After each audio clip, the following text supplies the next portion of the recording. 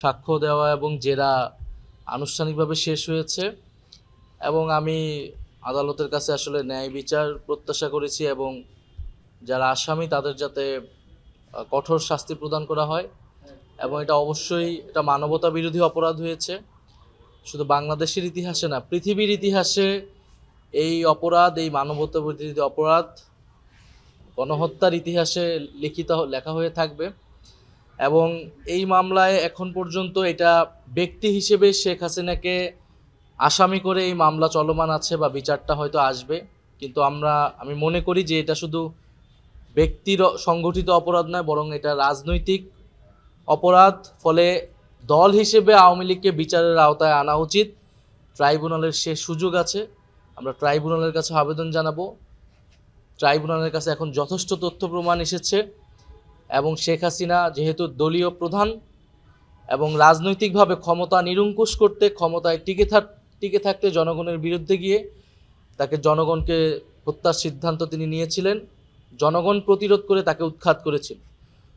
ফলে এটা আওয়ামী লীগের সংগঠিত অপরাধ রাজনৈতিকভাবে। আওয়ামী লীগকে দল হিসেবে বিচারের আওতায় দ্রুত সময়ের মধ্যে আনা উচিত। আমাকে যে তুলে নিয়ে যাওয়া হয়েছিল, নির্যাতন করেছিল আমার মতো হাজারো ছাত্রদেরকে, জনতাকে, ফলে ব্যক্তি হিসেবে তো আমাকে আসলে তুলে নিয়ে যায়নি, নির্যাতন করেনি। এই আন্দোলনকে নেতৃত্ব দেওয়ার কারণে, আন্দোলনকারী ছাত্র জনতাকে প্রতিনিধিত্ব করার কারণেই আমাকে নির্যাতন করা হয়েছিল। ফলে আমি বলেছি, আমি বা আমাদেরকে যে নির্যাতন করা হয়েছিল এটা কোনো ব্যক্তিগতভাবে নির্যাতন করা হয় নাই, বরং এই অপরাধটা সংঘটিত হয়েছিল জাতির বিরুদ্ধে, জনগণের বিরুদ্ধে। ফলে জনগণের পক্ষ থেকেই আমরা এই মামলাকে সমর্থন দিচ্ছি, এই ট্রাইব্যুনালকে সমর্থন দিয়েছি এবং সাক্ষ্য দিতে এসেছি।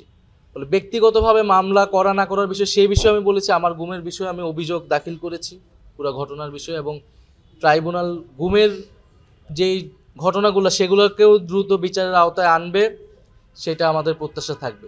৩রা আগস্টই এই সরকার পতনের এক দফা ঘোষণা হয়ে গিয়েছিল। ফলে তখন থেকে আমাদের পক্ষে, আমার জনগণের পক্ষে, জনগণের কাছে শেখ হাসিনার সরকার আর বৈধ ছিল না।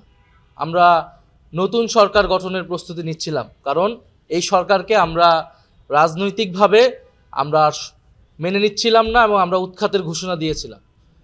ফলে যেই সরকার সেই সময়ে জনগণের বিরুদ্ধে অবস্থান নিয়েছে, নির্বিচারে গুলি চালিয়েছে এবং 16 বছর ধরে ভোটাধিকার হরণ করে, নাগরিক অধিকার হরণ করে ক্ষমতায় ছিল, শান্তিপূর্ণ জুলাই আগস্টের আন্দোলনে গুলি চালিয়েছে, হত্যাযজ্ঞ চালিয়েছে, তার বিরুদ্ধে এক দফা ঘোষণা করাটা, তাকে উৎখাত করার প্রস্তুতি নেওয়াটা বৈধ। এখানে কোনো ষড়যন্ত্রের কিছু নাই, এটা জনগণের পক্ষ থেকে বৈধ ছিল। জনগণের অভ্যুত্থান হিসেবেই জুলাই আগস্ট অভ্যুত্থান সংগঠিত হয়েছিল। এখানে কোনো দেশি বিদেশি শক্তি বা কোনো শক্তির কোনো ধরনের ইন্ধন বা কোনো কিছুই ছিল না। জনগণ স্বতঃস্ফূর্তভাবে রাজপথে নেমে এসেছিল, জীবন দিয়ে প্রতিরোধ করে এই সফলতা নিয়েছে এবং শেখ হাসিনা সহ অন্যরা জনগণ এবং বিচারের মুখোমুখি হতে ভয় পেয়ে তারা দেশ ত্যাগ করেছে, দেশ থেকে পালিয়ে যেতে বাধ্য হয়েছে। আওয়ামী লীগকে অবশ্যই দলগতভাবে বিচারের আওতায় আনতে হবে, বিচারের মধ্য দিয়েই আওয়ামী লীগের ফয়সালা করতে হবে। এটা আমরা বারবারই বলেছি। আওয়ামী লীগের এখন যে রাজনৈতিক কার্যক্রম অস্থায়ীভাবে নিষিদ্ধ করা হয়েছে, এটা কোনো স্থায়ী সমাধান না।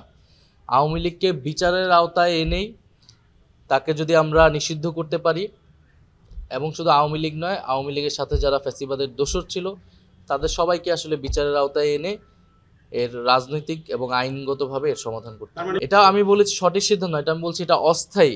এটা দিয়ে আওয়ামী লীগকে ট্যাকেল করা যাবে না। আওয়ামী লীগকে বিচারের আওতায় আনতে হবে দলগত হিসেবে।